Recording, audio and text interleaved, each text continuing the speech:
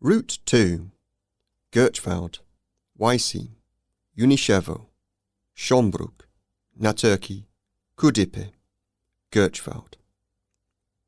Car or bicycle trip, 28 kilometers. Manor House in Łajsy.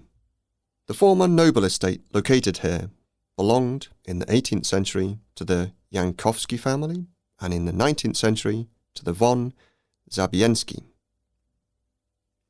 The last owner before 1945 was Benno Orlowski. The manor house was built in the years 1881 to 1882 in the neo-Renaissance style.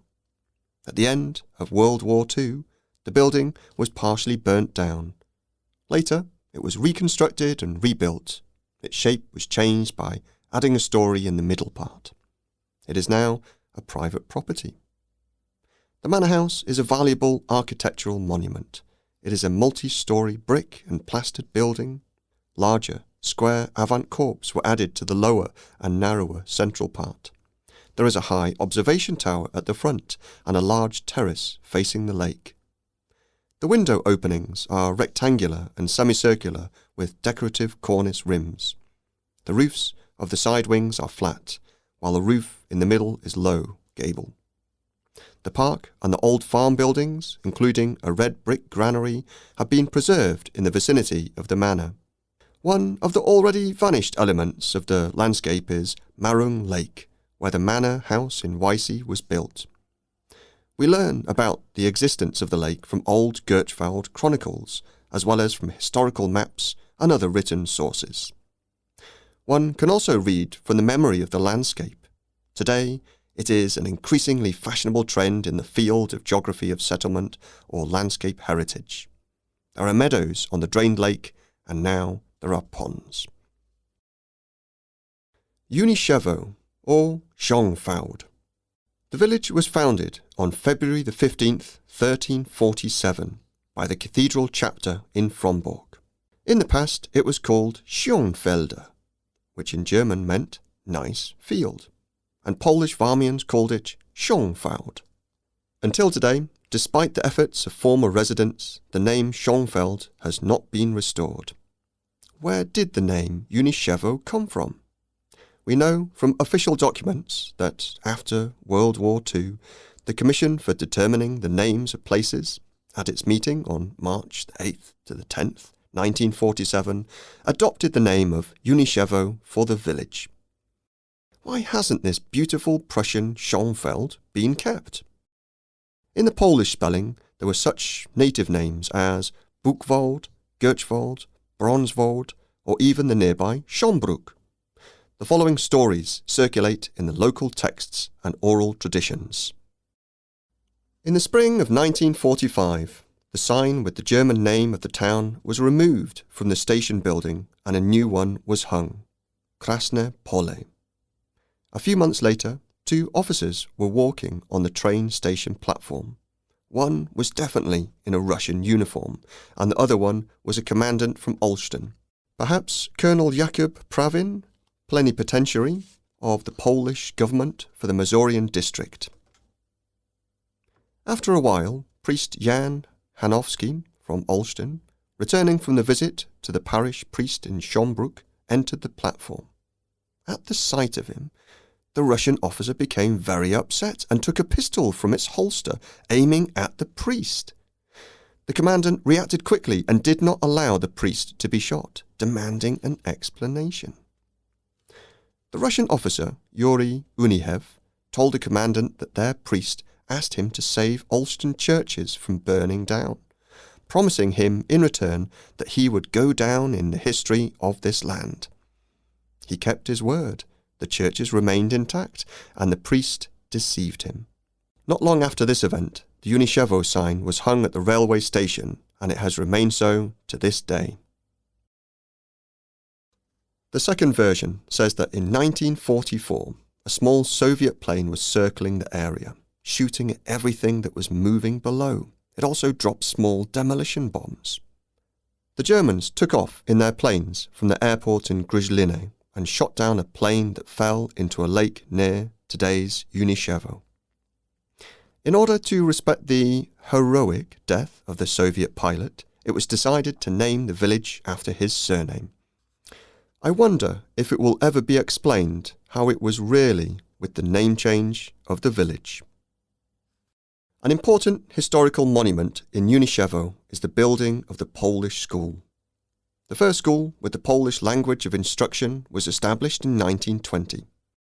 In the plebiscite on July the 11th, 1920, 282 people in the village voted for East Prussia and 161 people for Poland. Therefore, after the plebiscite, the Polish school was closed. Soon, the parents of Polish Warmians from Unieszewo began to demand that Polish was taught again. In 1927, the first Polish kindergarten in southern Warmia was established in Unieszewo. The local branch of the Union of Poles in Germany, which was one of the largest in this part of East Prussia and had 58 members, was very active. It was these members who led to the reopening of the Polish school on April 10th, 1929. It was located in a room rented by Karolina and Franciszek Bauer. The teacher, Bolesław Jerzewowicz, also lived there. The working conditions in the rented room were not the best, so in 1931 the construction of their own school building on land bought from August Hochmann commenced. Within a few months they built a house where a school, a kindergarten and a teacher's apartment were located. The newly opened school soon became a mainstay of Polishness. Not only school children, but also the youth and the elderly focused on it. Adults organised meetings and social evenings for young people. There was also an amateur theatre group. However, the German inspector, Dr. Franz Pasternak, was a frequent and uninvited guest at the school. One former student recalled an incident in 1936 when Pasternak unexpectedly appeared and asked for a recently learnt song to be sung. The headmaster of the school at the time, and at the same time the teacher, Jan Mazer, suggested a folk Silesian song, the first verse of which is: "Fish danced with a crayfish, a parsley with a parsnip," in Polish, Pasternak. An onion was surprised. How the parsley danced. Then the inspector was terribly offended and left the school. Classes were held until late August 1939. The next day, the Gestapo sealed the school building. Jan Mazer went to Olsztyn, where he was arrested on September the 1st. Together with other teachers from Warmia, he was imprisoned in the Nazi camp in Hochenbruch near Królewiec and shot there on February the 24th, 1940. The same fate was shared by Seweryn Pieniężny and Leon Włodarczyk. After World War II, the school building was taken over by the Polish state and a nursery was organised there, and later a kindergarten. In the summer of 1957, a commemorative plaque was unveiled in the building of the former school in Unieszewo. The following plaque was hung on the wall. In the years from 1929 to 1939, there was a Polish school. Certificate of Polish Identity, Warmian Land. In 1985, next to the school, activists under the Rodwo banner put a memorial stone with the following inscription: "Honour and glory to the fighters from Unieszewo, who fought, taught and raised in the spirit of Polishness, resisted Germanization and fascism, died for these noble ideas. Jan Bauer, Bolesław Jerzewowicz, Albert Kwiatkowski, Jan Mazer, Alojzy Skrzypski, community of the Gietrzwałd municipality, in the 40th anniversary of returning Warmia and Mazoria to the motherland." The former school was sold in 1997 and has been in private hands since then.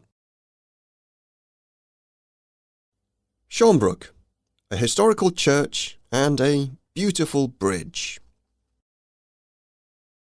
Sząbruk has been on the map of Warmia since 1363, as confirmed by the Location Acts reissued by the chapter. It was given by Nicholas Copernicus during his stay in Sząbruk in 1517 and again in 1519. The beginning of the parish dates back to the first half of the 14th century, although the first church dedicated to St. Nicholas and St. John the Evangelist was consecrated in 1500. It was rebuilt in the 17th and 18th centuries. The original church tower dates back to this period. In the years 1911 to 1913, a new church was built in such a way that the old one forms the vestibule of the entire temple, and since then it has been dedicated to St. Nicholas and St. Anna. Hence it's unusual for the church to have two pulpits, from the old and the new building. The oldest historical building in Sząbruk is also charming inside. The painting depicting the Last Judgment and Passion scenes astonishes with their beauty. The frescoes discovered on the walls come from the 16th century. The colourful stained glass windows were made in 1911 in Trier, Germany. One could write a lot about the furnishings of the church, and for a long time. However, no description will convey the emotions of a personal visit to this place. As in many Warmian churches, the names of the parish residents who lost their lives in World War I were commemorated here in the form of an external monument. In the 19th century, Sząbruk was known in the local area for its organ factory.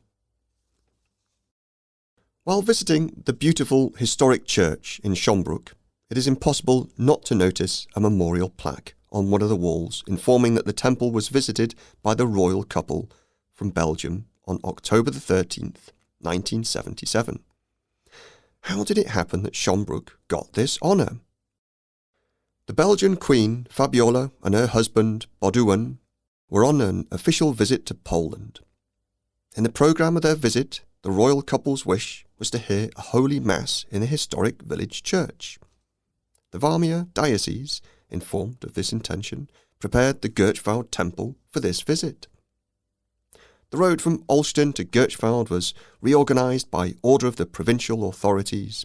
Roadside trees were pruned and holes in the asphalt were patched.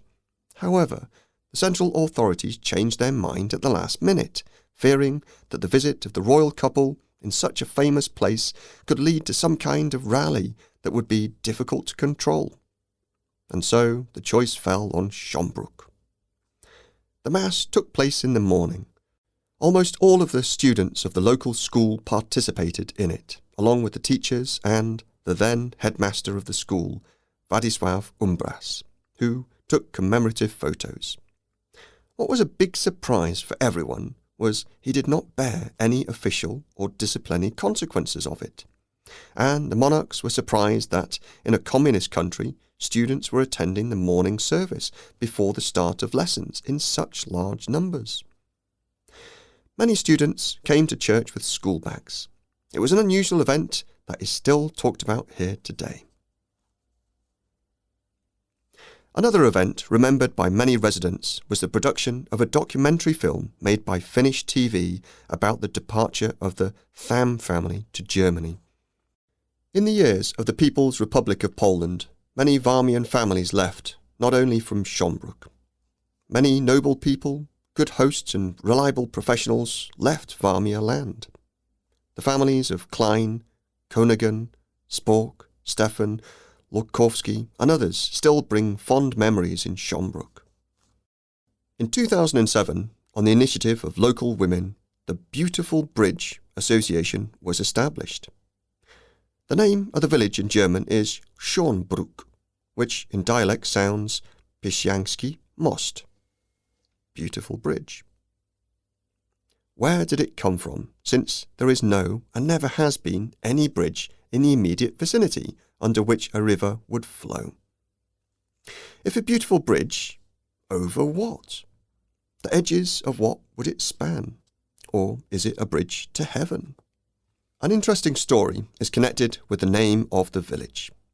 Well, in the first months after World War II, the mother of the well-known writer Edward Cyfus, Helena Podbadnik, who returned from exile to the USSR and stayed in Katowice, decided to send a letter to her friend from Sząbruk.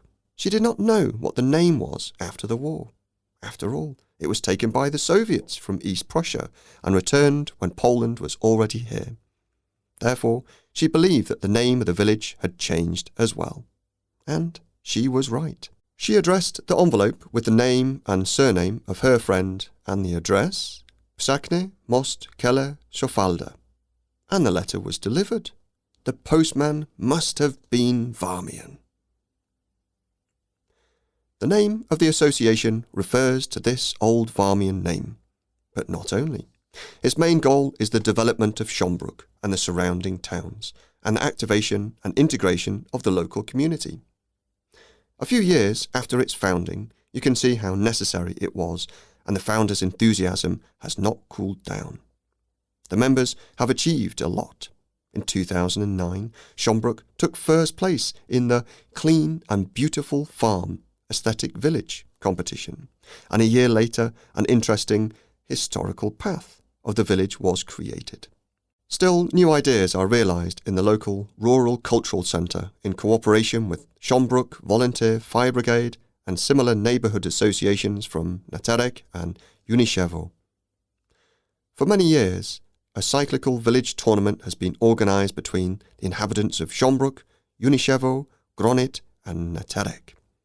Every year, more and more inhabitants of these villages are involved in this tournament. In 2011, Sząbruk was on the route of the district Copernicus Trail. Therefore, it has gained another beautiful information board. In 2013, the 650th anniversary of the village was solemnly celebrated. It is a great idea to give the local school the name of Varmian Families. The originators are aware that hanging the plaque on the building will not finish this process, that young people will have to realise what it means to be Varmian, what rules to follow in order to be able to call themselves Varmians. Several people, very distinguished from Varmia, were born in Sząbruk. Andrzej Samulewski, poet, bookseller, co-organiser of the Gazeta Olsztyńska. Sylwester Antoni Schnarbach, poet, painter and Varmian activist. Victor Stefan, philologist, Hellenist, professor at the universities of Poznan and Wrocław, author of the Dictionary of Varmia, were born here. Maria Gentara Malewska, a poet and writer known throughout the region, and Anna Andruszkiewicz, the doyen of Varmia guides, often visited the church in Sząbruk. Museum of Agricultural Machines, Naterki, Sząbruk. The museum was established in 1987 by Alicia and Janusz Dramiński, out of their hearts and out of respect for the hard work of farmers from previous generations. When creating the collection, the sign principle was followed. It means they followed the names of cities, factories, and the names of the owners behind which there is an interesting story. It is a collection of several hundred old horse-drawn agricultural machines and many other machines, devices, agricultural tools and equipment used in rural homes. Many of them are more than 100 years old. The heart of this collection are 4 collections. Number 1. A collection of over 300 iron horse mills, each weighing 300 or more kilograms. Number 2. A collection of over 100 machines produced in pre-war East Prussia. These are horse mills, threshers, harvester ploughs, hay rakers, hay turners, and other types of machines and tools marked by producers and distributors, as evidenced by cast or painted original inscriptions. The collection is a huge agricultural, cultural heritage of Varmia and Missouri. Number 3. A collection of over 100 agricultural machinery manufactured in former Polish factories, for example in Hippolyt Cegielski's factory. Number 4. A collection of over 30 tractors, the so-called SAMs, built independently by Polish farmers in difficult times when they could not buy machines in factories.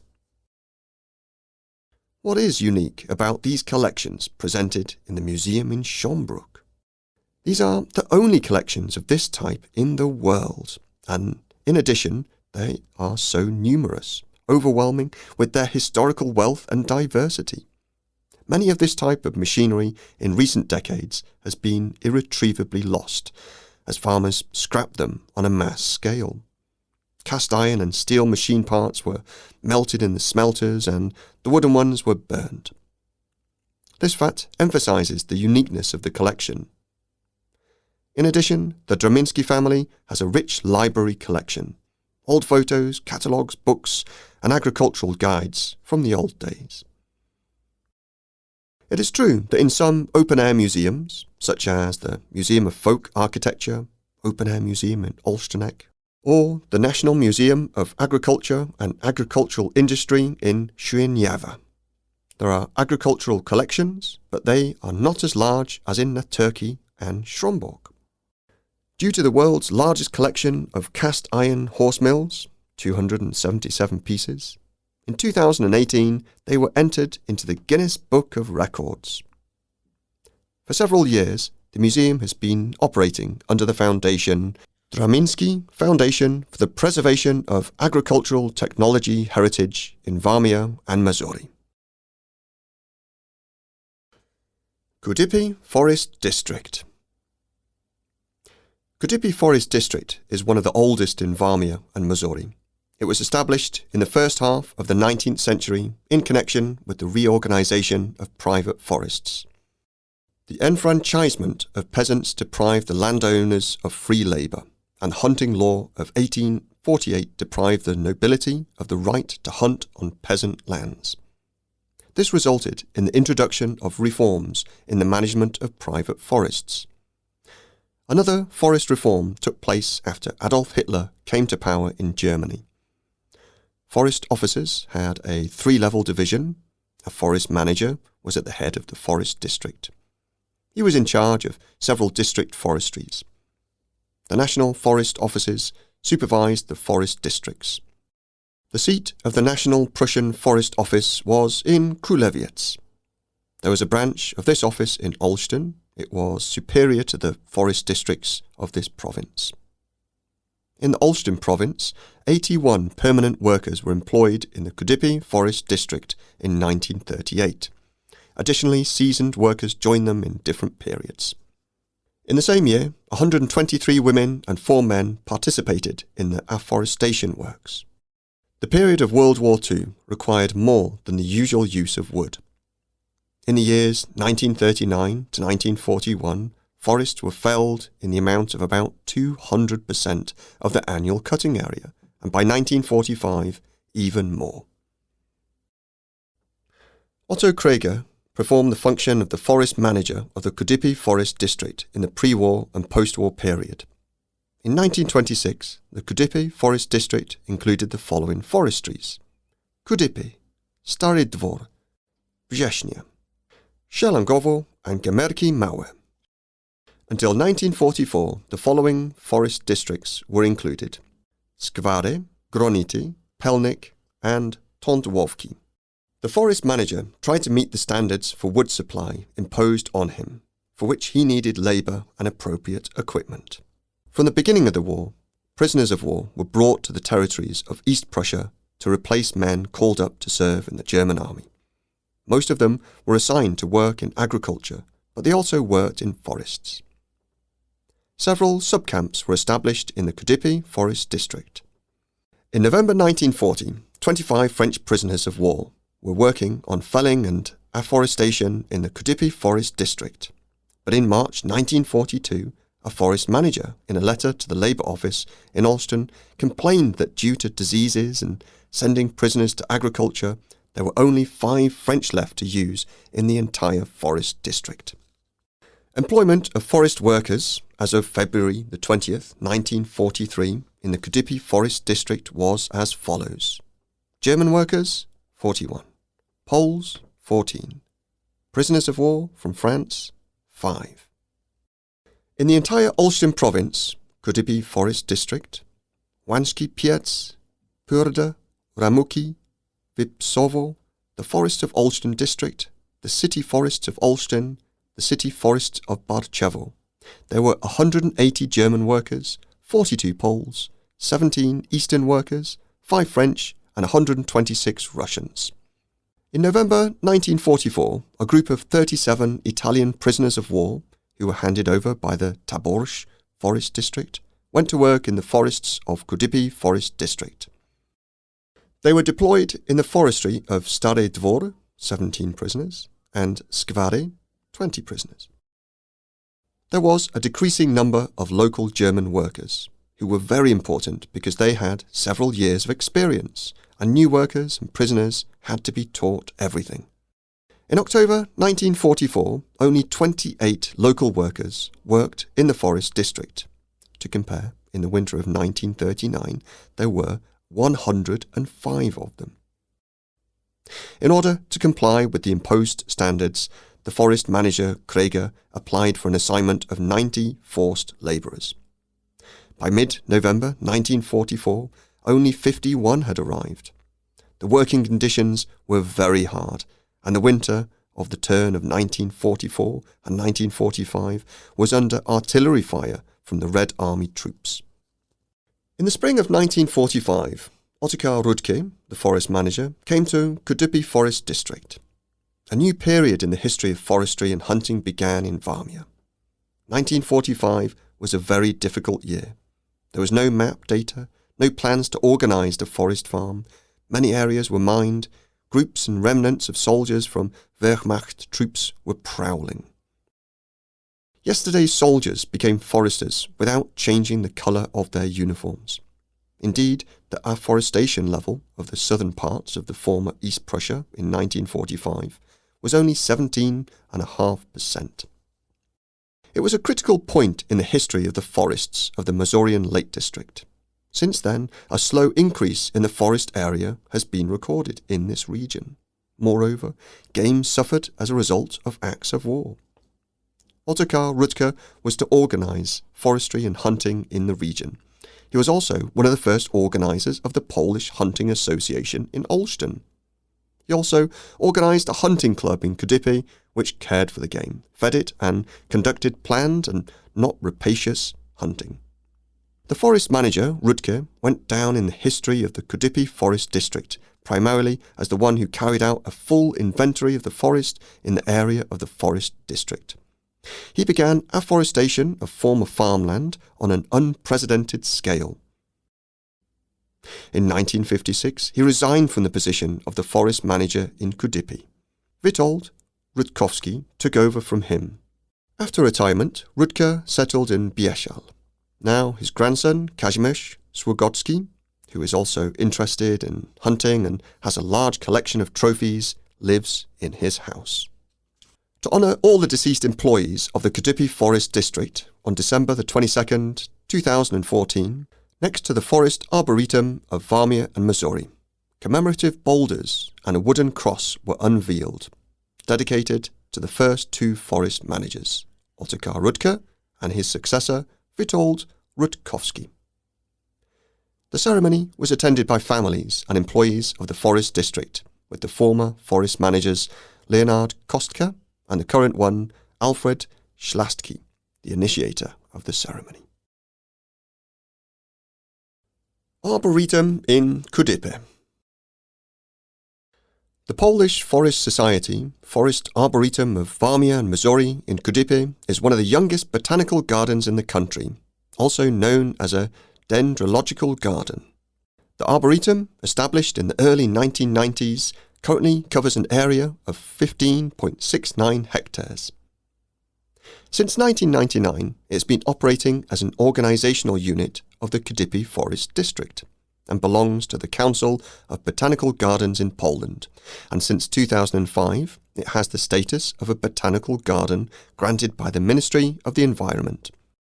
It is a unique place in the northeast of Poland, where woody plants are collected in order to show their beauty and diversity, and it also conducts scientific research and provides natural science education. The history of the Arboretum dates back to 1983, when hurricanes broke and uprooted some of the trees in the seed stand. The fall in the groundwater level, the formation of natural gaps and secondary pests additionally weakened the trees, which meant that the forest ceased to function as an excluded stand. An attractive location, growing social needs and the desire to protect inspired foresters from the Polish Forest Society to create a small arboretum here. 65 seedlings of various species were donated by the Arboretum of the Warsaw University of Life Sciences in Rogów. More specimens were added quickly in the following years. The Arboretum is divided into sections. Number 1. Department of Polish Flora, a collection of trees and bushes with around 300 species and varieties.